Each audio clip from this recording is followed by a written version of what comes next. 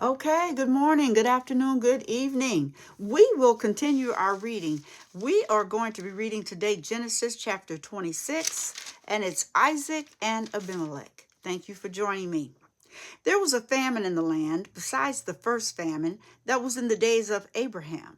And Isaac went to Abimelech, king of the Philistines, in Gerar. Then the Lord appeared to him and said, "Do not go down to Egypt. Live in the land of which I shall tell you. Dwell in this land, and I will be with you and bless you. For to you and your descendants I give all these lands, and I will perform the oath which I swore to Abraham your father. And I will make your descendants multiply as the stars of heaven. I will give to your descendants all these lands, and in your seed all the nations of the earth shall be blessed. Because Abraham obeyed my voice and kept my charge, my commandments, my statutes, and my laws." So Isaac dwelt in Gerar, and the men of the place asked about his wife, and he said, "She is my sister." For he was afraid to say, "She is my wife," because he thought, lest the men of the place kill me for Rebekah, because she is beautiful to behold. Now it came to pass, when he had been there a long time, that Abimelech, king of the Philistines, looked through a window and saw, and there was Isaac, showing endearment to Rebekah, his wife. Then Abimelech called Isaac and said, "Quite obviously, she is your wife. So how could you say she is my sister?" Abraham said to him, "Because I said, lest I die on account of her."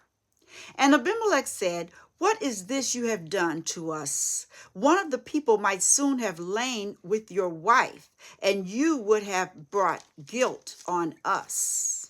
So Abimelech charged all his people, saying, "He who touches this wife or his wife, he who touches this man or his wife shall surely be put to death." Then Isaac sowed in that land and reaped in the same year 100-fold, and the Lord blessed him. The man began to prosper and continued prospering until he became very prosperous, for he had possessions of flocks and possessions of herds and a great number of servants. So the Philistines envied him.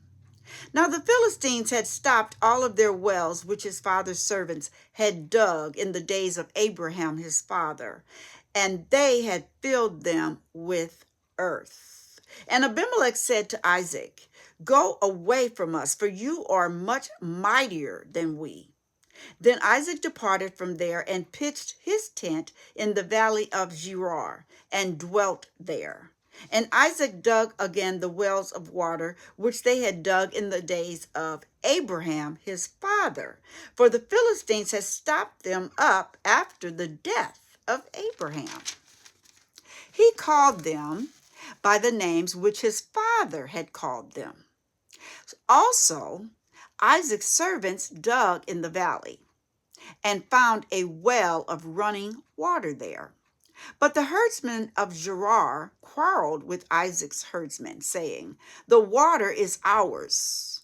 So he called the name of the well Esek, because they quarreled with him. They quarreled with him. Then they dug another well, and they quarreled over that one also. So he called its name Sitnah.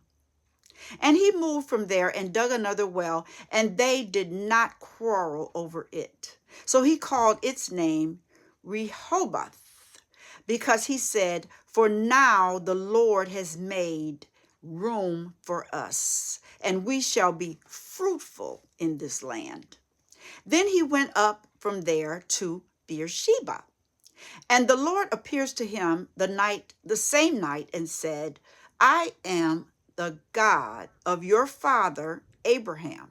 Do not fear, for I am with you. I will bless you and multiply your descendants for my servant Abraham's sake." So he built an altar there and called on the name of the Lord, and he pitched his tent there. And there Isaac's servants dug a well. Then Abimelech came to him from Gerar with Ahuzzath, one of his friends, and Phicol, the commander of his army. And Isaac said to them, "Why have you come to me, since you hate me and have sent me away from you?" But they said, "We have certainly seen that the Lord is with you." So we said, "Let there now be an oath between us, between you and us, and let us make a covenant with you, that you will do us no harm, since we have not touched you, and since we have done nothing to you but good, and have sent you away in peace. You are now the blessed of the Lord." So he made them a feast, and they ate and drank. Then they arose early in the morning and swore an oath with one another.